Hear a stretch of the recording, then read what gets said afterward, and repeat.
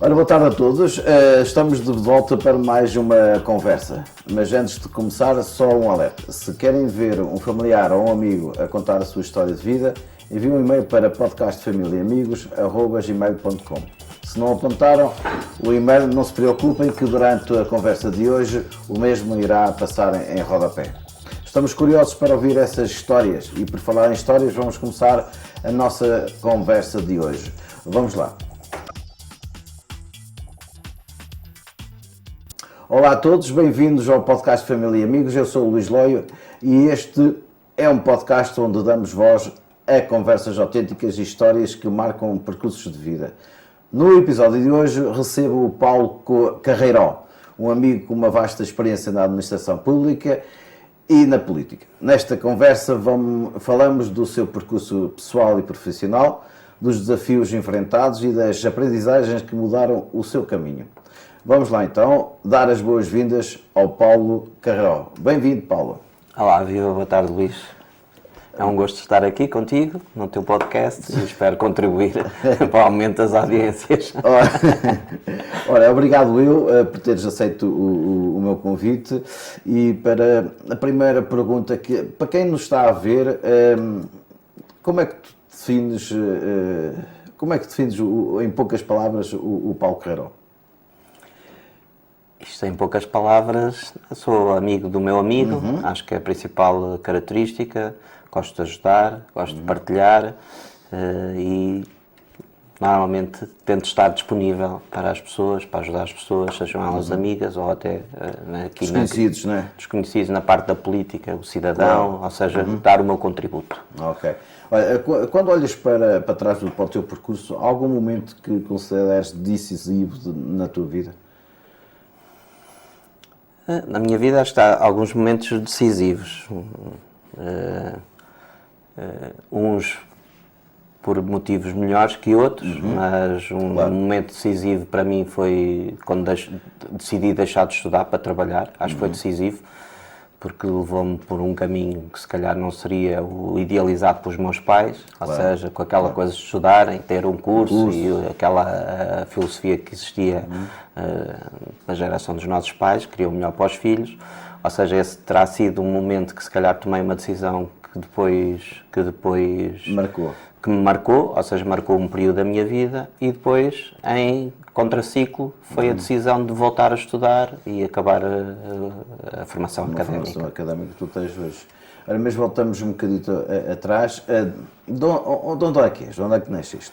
Bem, eu nasci na Figueira da Foz, em 72, por isso vivi lá 10 anos e vim aos 10 anos para Coimbra, viver para Coimbra, onde me fixei até agora. Ou seja, a maior parte da minha vida foi vivida aqui em Coimbra, e depois tenho ligações a Viseu e a Oliveira do Hospital, e então vivi um bocadinho pela região centro. Região centro. Então, e diz-me, o que é que os teus pais faziam? O meu pai era funcionário público, trabalhava na administração pública, ou seja, trabalhava numa escola, foi dirigente de uma secretaria de uma escola, ou seja, era responsável pela secretaria durante muitos anos, é assim que eu me lembro dele. A minha mãe era doméstica, não trabalhava e... Sim, e ficou... na altura todas eram assim. Ou eram enfermeiras ou eram domésticas. Olha, e que valores é que eles transmitiram? Em termos de valores, é o respeito pelo próximo, acho que é esse o valor que me transmitiram, ser uma pessoa educada, respeitosa, pronto, basicamente foi sim, uma educação antiga. Sim. Olha, vieste para cá com 10 anos para Coimbra, Figueira da Foz, ficaste lá, fizeste lá a escola primária. A escola primária. E onde é que andaste na escola primária? Andei na escola do Viso, por isso ali ao lado, paredes meias com a Praça de Touros, do Viso, da Figueira da Foz. Eu vivia numa rua ali também pertinho, e foi aí que fiz a escola primária, até vir depois para Coimbra. Sim, o infantário e escola primária. E o secundário também fizeste lá? Não, vim para cá. Não, o secundário já é cá. Já fiz cá. Pois, já é cá. Aos 10 anos já é cá. Olha, algum professor que te marcou? Acho que houve várias pessoas sem que me contar as marcaram. reguadas, não é? Na escola primária, um bocadinho nesse prisma, tinha a professora Palmira, ela é muito conhecida lá na Figueira da Foz, foi sempre uma educadora respeitada e na altura era normal haver regrar os alunos com as suas belas reguadas aos seus puxões de orelhas e eu, como era um miúdo um bocadinho agitado, hoje em dia já existe outras maneiras, mas na altura ainda era como me controlavam, não é? Pronto, e sendo agitado era complicado. E depois, mais tarde, no secundário, no Dona Maria, um professor de matemática, que não me recordo o nome dele, que de alguma forma também despertou o meu interesse pela matemática, Não gostavas de matemática e ele puxou-te a gostar de matemática? Isso mesmo. Olha, conta lá uma coisa. Tu falaste aí que eras um bocado... Como é que era o Paulo? Era rebelde, tímido, brincalhão?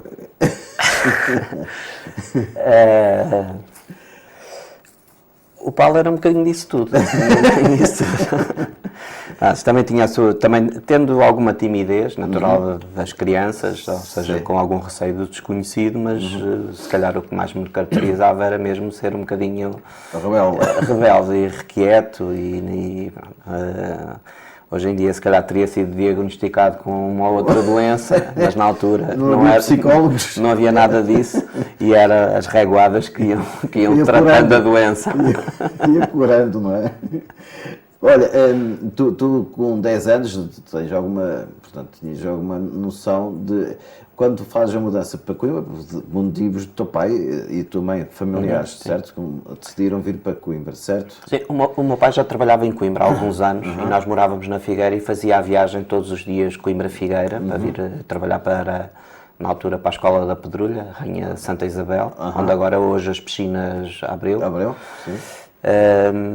E fazia essa viagem e depois houve um momento em que houve uma entrega de casas para funcionários públicos ali na Carlos Seixas e uma das casas foi atribuída aos meus pais e então viemos viver para Coimbra. E tu sentiste essa diferença de teres os teus amigos já foi...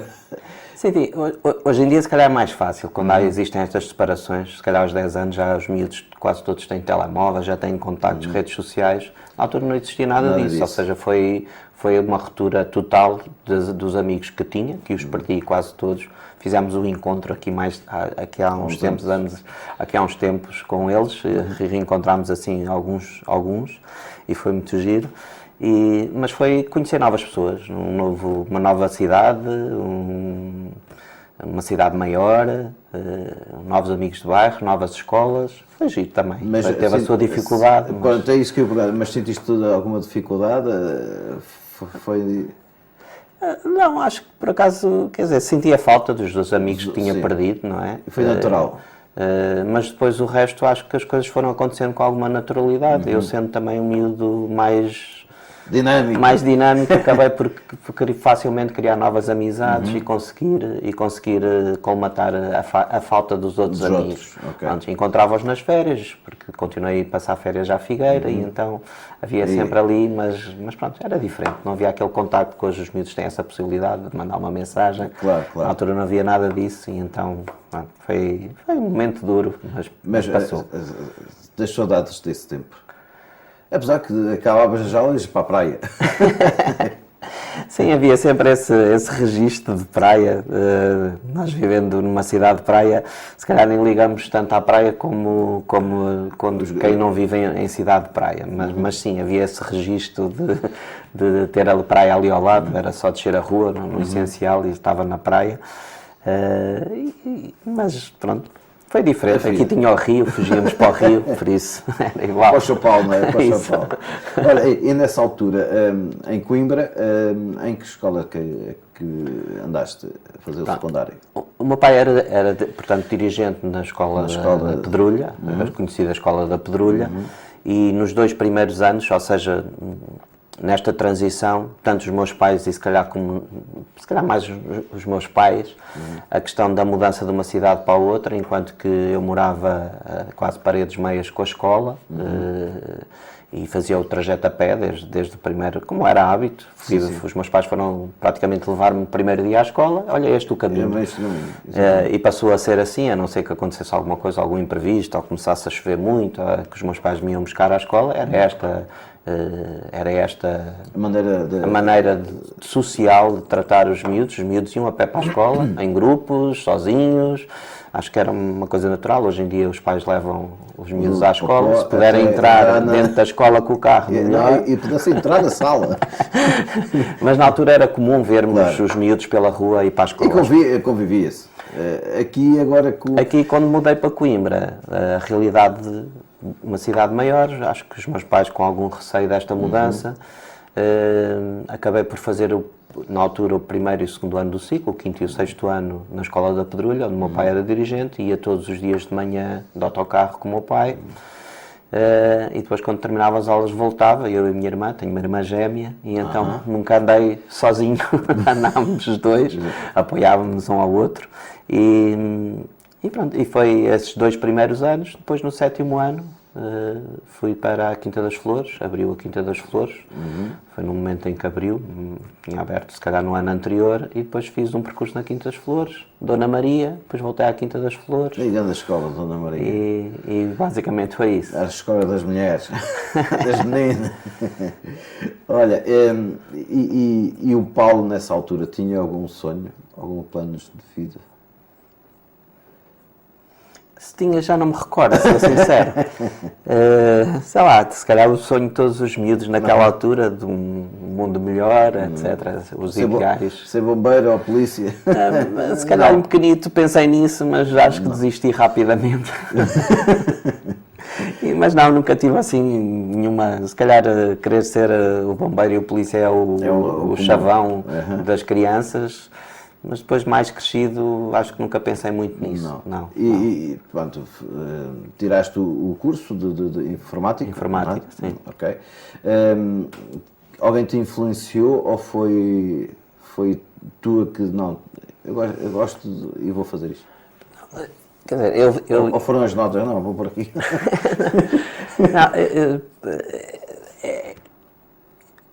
A minha geração assistiu a uma revolução.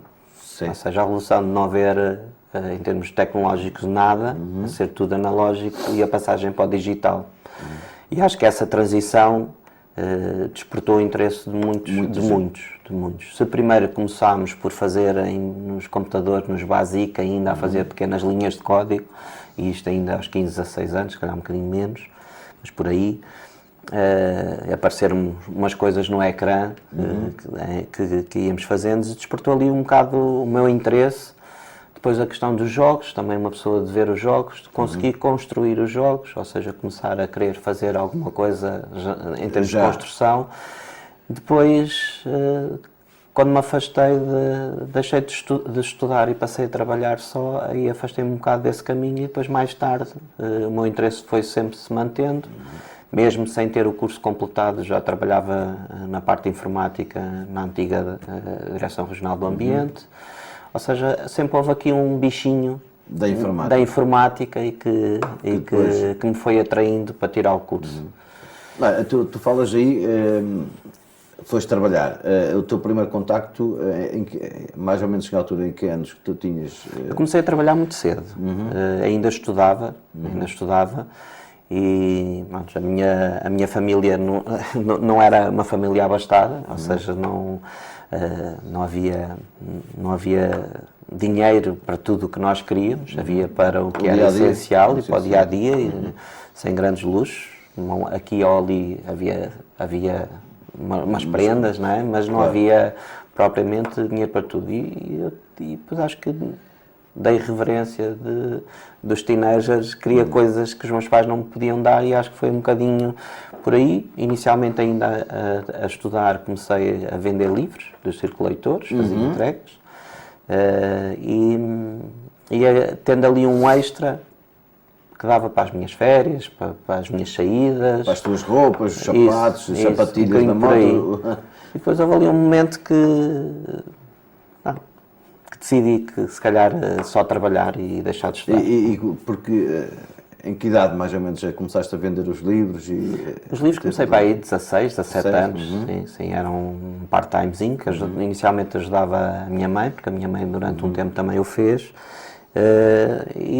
Inicialmente como uma ajuda, a ajudar, e depois comecei a Depois viste, calma aí que isto dá dinheiro. Antes ajudava a minha mãe a levar os livros, porque tinha algum peso, a ajudar, e depois comecei a fazer e comecei a ficar com uma determinada zona e fazia a zona e recebia o dinheiro. Por aí. E depois aí tomaste então a decisão de... Porque, ficaste farto de estudos ou querias mais trabalhar? Porquê é que tomaste essa decisão? Já nem me recordo bem, mas se calhar um bocado da questão de querer ter dinheiro para algumas coisas, ter a minha independência. Pronto, são ideias que passam na cabeça das pessoas.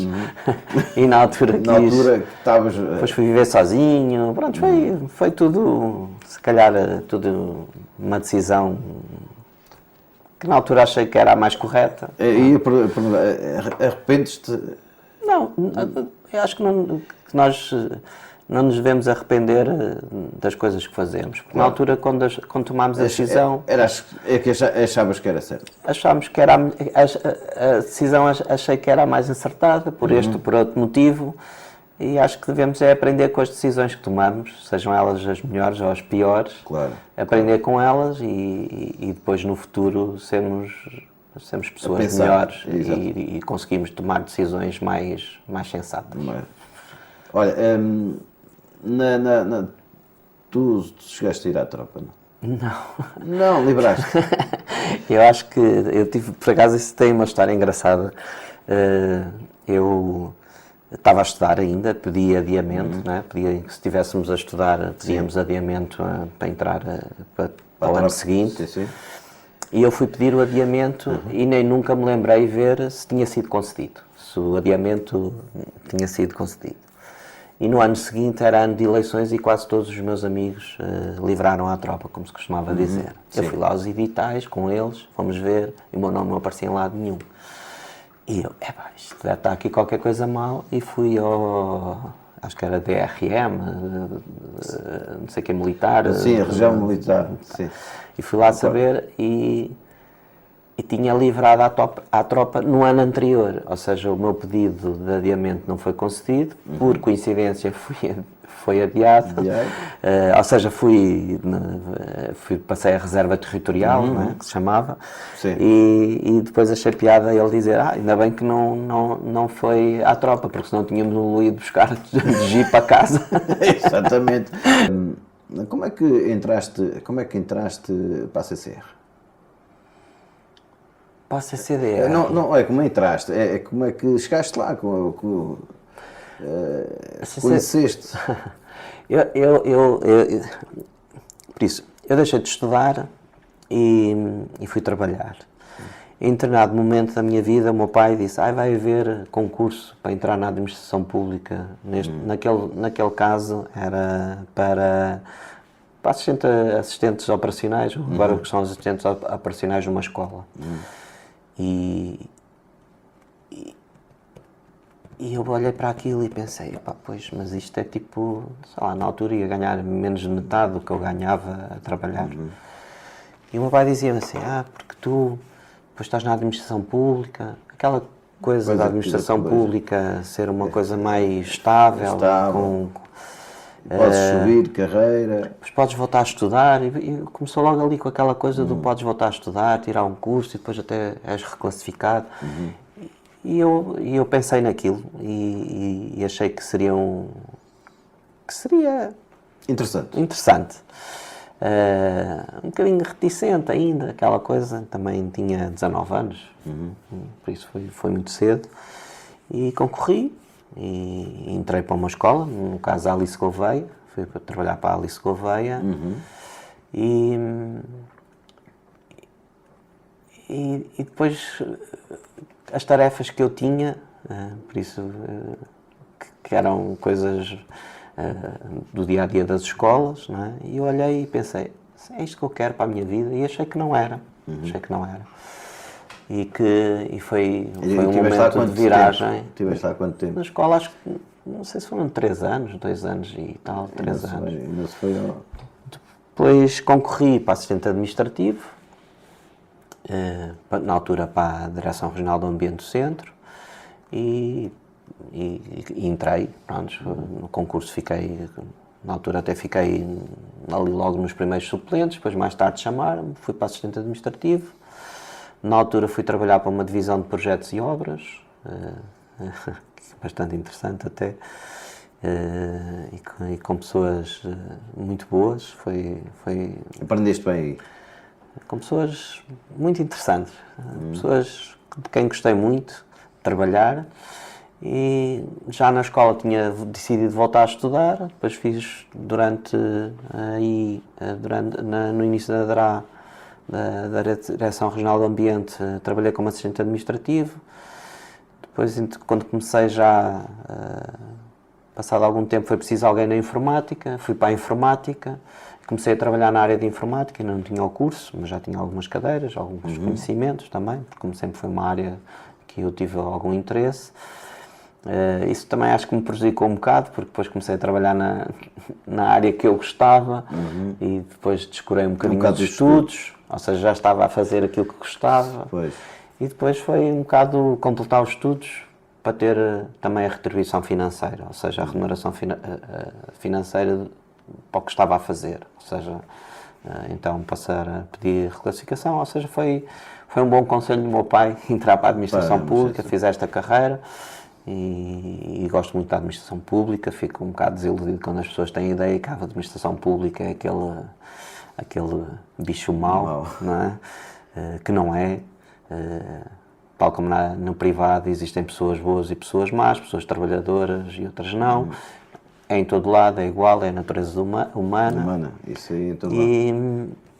Mas por norma as pessoas na administração pública têm mais de bom e de missão, quase de espírito de missão, do que se calhar noutras situações e que por motivos políticos e financeiros, em alguns casos, são quase enxovalhados como se fossem uns parasitas. Omeletes sem ovos, é isso.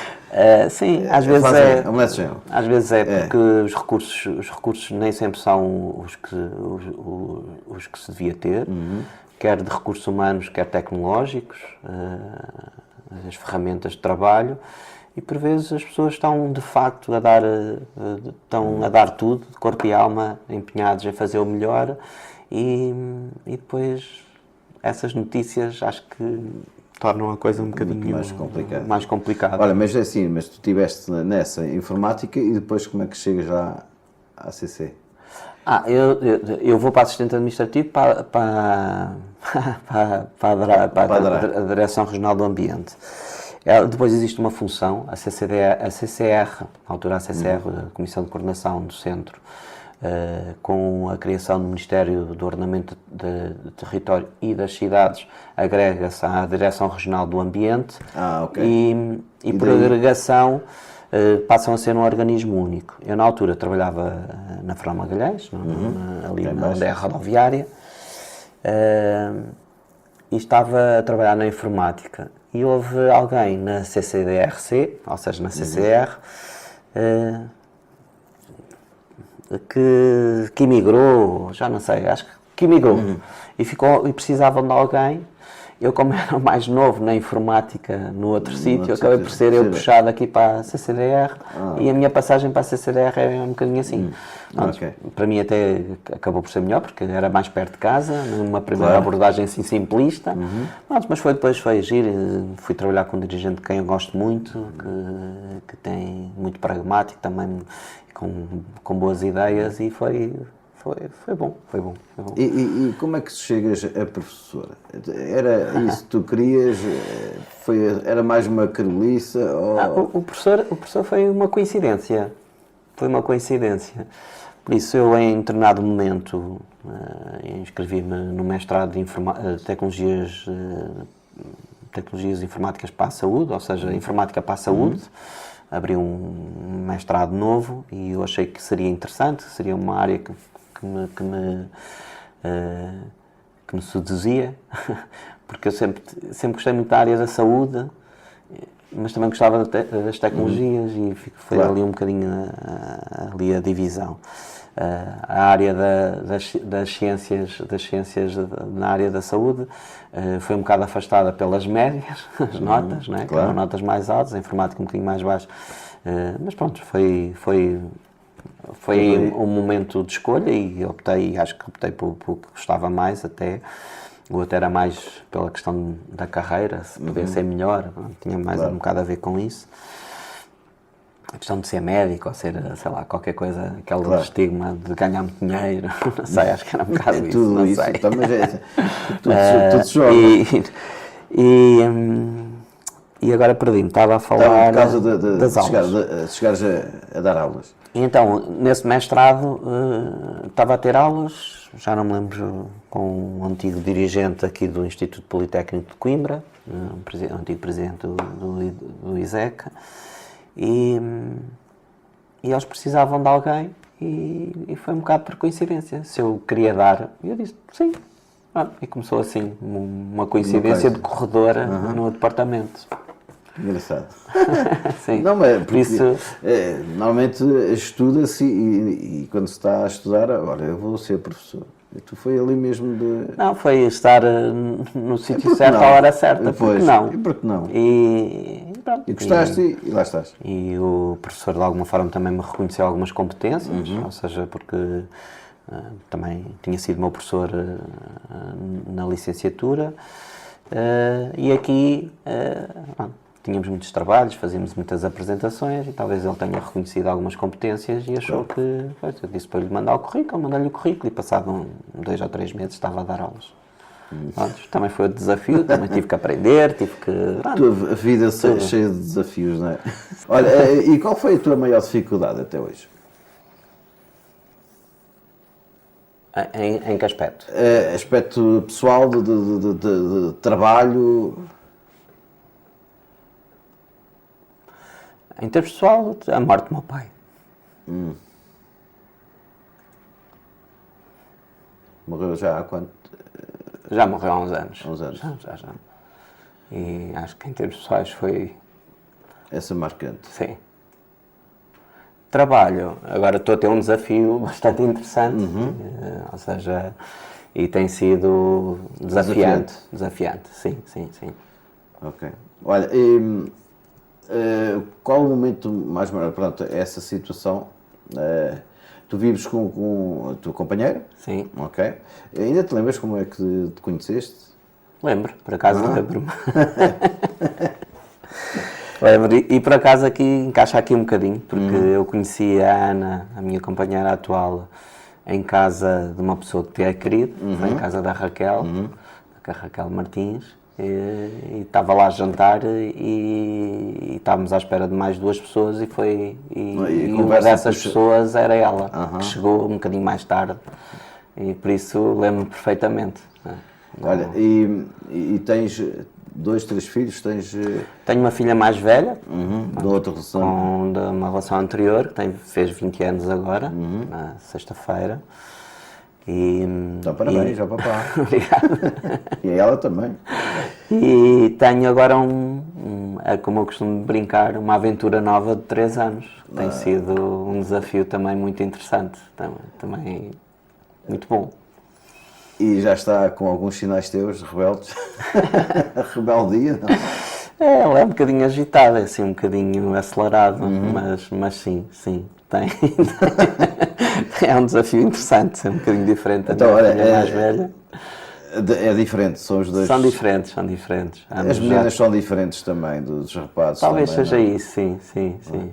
Olha, então é assim, olha para ali para a televisão que vamos ver aí uma coisita. Minha filhota. Não. Pediram-me para fazer um vídeo a falar sobre ti.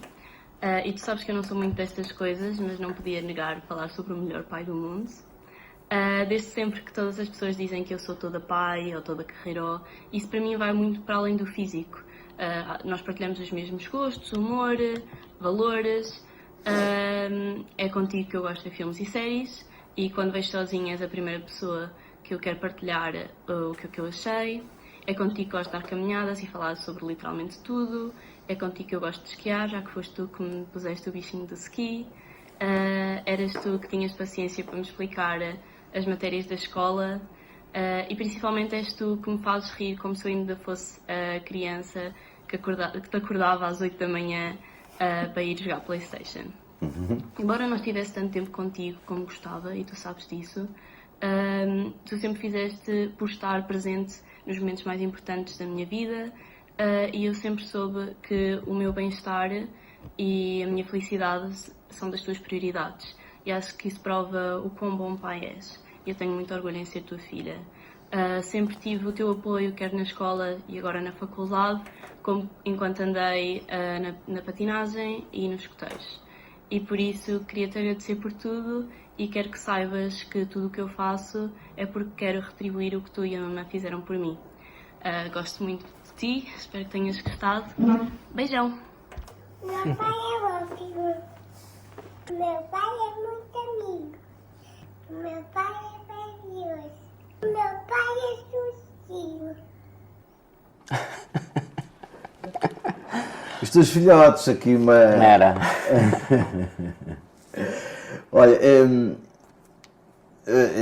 ela diz ali que puseste muitos vícios. Ela é mais Paulo ou é mais mãe? Puseste vícios, andar skis. É um misto dos dois. A minha filha mais velha é um misto dos dois, claramente. Tem muita coisa de mim, algumas. E pronto, e que lhe tentem acutir alguns valores que também me foram transmitidos. E ela é uma boa filha. Anda. E o menino, completa esta frase. Ser pai é... Ser pai é ser um amigo. Ser um amigo. Desafiante também. Na tua vida, tu já explicaste ali, alguma fase da tua vida que te orgulhas particularmente?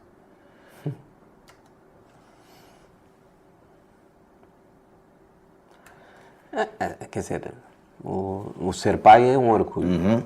Aqui já Claro. nem sequer vamos entrar muito por aí, porque de facto orgulho-me de ter acabado o curso,